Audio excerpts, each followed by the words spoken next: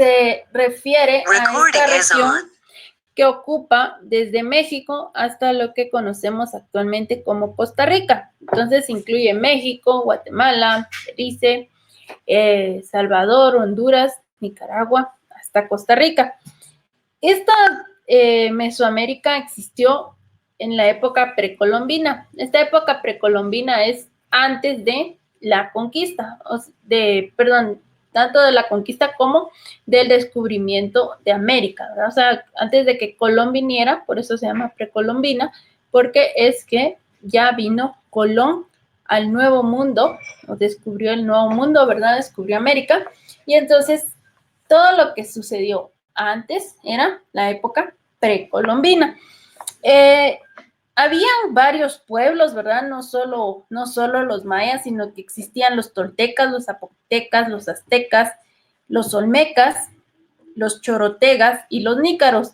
La mayoría de estos pueblos ocupaban México y de luego los chorotegas también venían de México y se instalaron en Costa Rica, Honduras y Nicaragua. Y los nícaros, que eran específicamente de Nicaragua.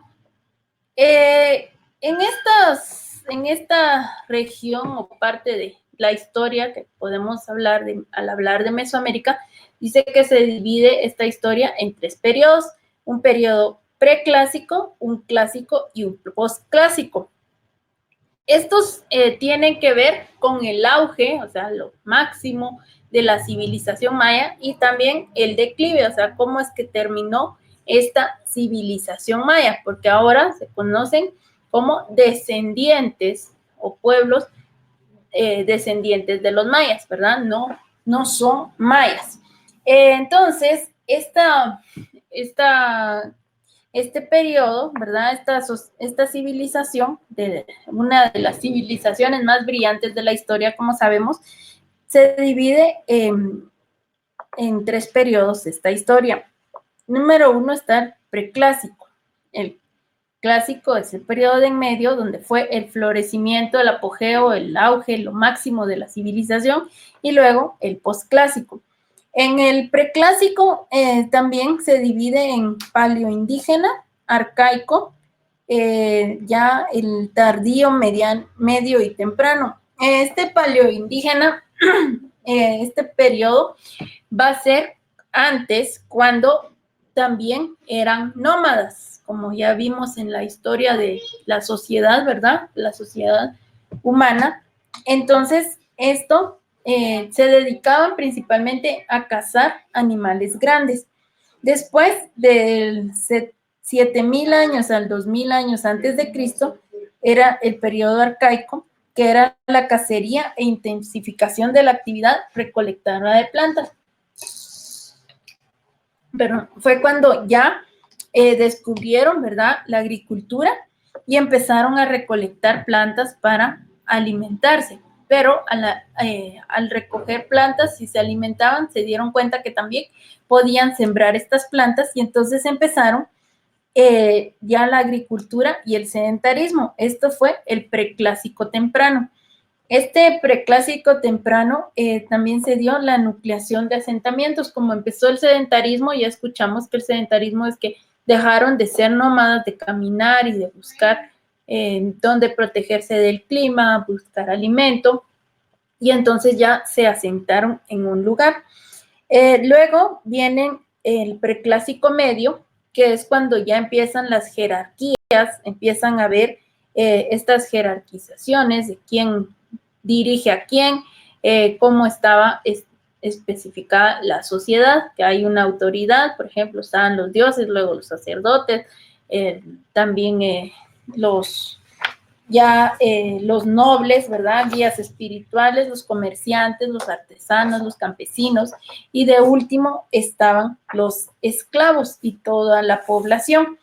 Entonces aquí ya viene esto, ya están especificados cómo está la sociedad, y también viene aumento demográfico, o sea que aumenta la población. Y con el aumento de población y esta jerarquización se hizo una sociedad más compleja, y ya se realizaban las ceremonias que hemos escuchado que hacían, ¿verdad? Por último está el tardío, el periodo del mismo periodo preclásico, pero la fase tardía, que ya se dedican directamente a la agricultura intensiva, aparecen centros administrativos cívicos. ¿Por qué? Porque necesitaban administrar, aparte de que habían dirigentes, ¿verdad? Tenían que administrar si había cosecha, quién, cuánto, cómo iban a comer, cómo iban a distribuirse, porque tal vez todo era de todos, ¿verdad? Con arquitectura pública también empezaron los grandes edificios o templos que conocemos.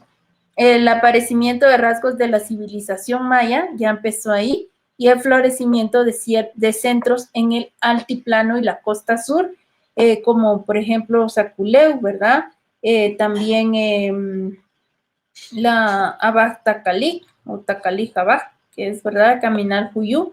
Estos eran lugares que eran diferentes al Petén, que es donde se conoce todo esto, ¿verdad? Luego de este preclásico ya viene el clásico. El clásico, como les decía, es donde fue la máxima, el máximo desarrollo y el florecimiento y apogeo del desarrollo de sitios en las tierras bajas mayas. También el mayor desarrollo de centros en Petén, porque dijimos que antes era en el altiplano. Luego en Petén con escritura jeroglífica, culto estela altar y influencia teotihuacana en la segunda mitad del periodo. O sea, tuvieron también influencia de los de Teotihuacán, México. Y luego ya viene el posclásico, y este posclásico es donde se dio, hay un posclásico temprano y un posclásico tardío. El temprano de 900 a 1250 después de Cristo, el colapso en la mayoría de los centros en el Petén, influencia mexicana, tolteca en el área maya, y ya vinieron los toltecas que venían de México, y también en el posclásico tardío era florecimiento de centros en el altiplano de Guatemala, influencia mexicana, o sea, la influencia azteca ya en el altiplano. Entonces ya, si se dan cuenta, ya no eran solo mayas, sino que también aztecas y toltecas.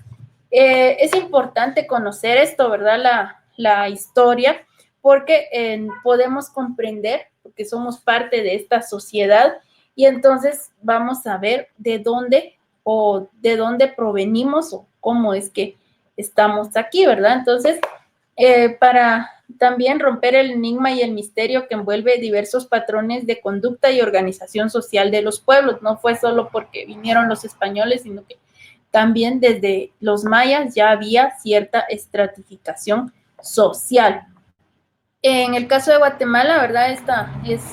Se circunscribe, o sea, que es parte de lo de Mesoamérica que les había hablado, que es la porción más numerosa de la población guatemalteca actual, que son descendientes de los mayas, son los que ocupan la mayor parte de Guatemala. Y entonces esta población, ¿verdad? Estos mayas se establecieron en las cercanías de los ríos, lagos y pantanos.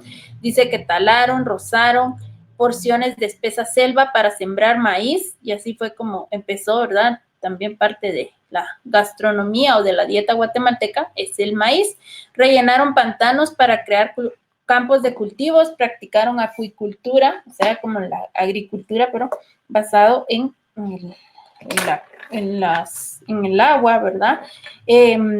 También fertilizaron los suelos con limo y estiércol de las tierras bajas. Entonces aprendieron o nos enseñan cómo poder cultivar, ¿verdad? O trabajar en esta agricultura que hasta hoy es la base económica en Guatemala. Y en el aspecto arquitectónico y cultural también llegaron a niveles superiores de refinamiento, haciendo palacios elegantes con techos como bóvedas que se elevaban decenas de metros hacia el cielo, y tienen estilos de cerámica, murales y esculturas, sistema de escritura avanzado, invención del concepto del cero, que es muy importante para las matemáticas, y también predicción de fenómenos naturales, creación de un sistema de calendario bastante exacto, y todo esto, ¿verdad? dice que su esplendor puede ser comparable con la profundidad del misterio de su colapso, o sea que todavía es un misterio cómo es que terminó esta civilización. A pesar del tiempo, no han descubierto bien